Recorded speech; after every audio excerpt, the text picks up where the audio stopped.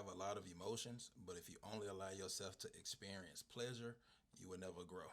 A lot of people quit because they don't want to experience hard, but don't confuse hard for not having the capability. Like, hard is something that's within your capability, it's just challenging. Like, you might not be physically capable of lifting a school bus unless you had leverage. That's more of not having the capability. Some people quit knowing that they want a certain outcome in life just because things start to get challenging.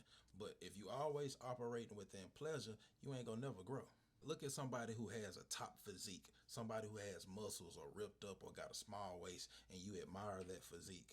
They had to deny themselves pleasure for that. They had to deny themselves that cake, that food that they like. They had to deny themselves that extra amount of sleep in the morning. They had to push through workouts. They had to eat those boring meals just to stay consistent because they wanted to reach their goals. Look at somebody who's self-made wealthy. They had to deny themselves some weekends going out with their friends. They had to deny themselves staying up watching their favorite TV show, but instead they had to stay up doing research.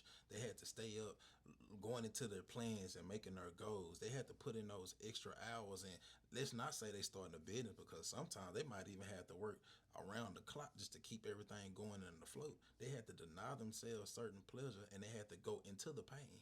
Allow yourself to experience fear. It's going to help you develop courage and adaptability. Allow yourself to experience vulnerability.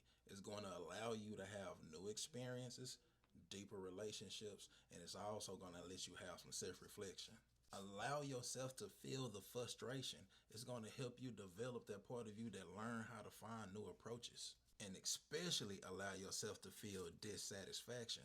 That's going to give you the drive to want improvement in your life. I wouldn't be a good business mentor if I didn't talk to you about mindset. All right, let me go before I turn too preachy. Peace.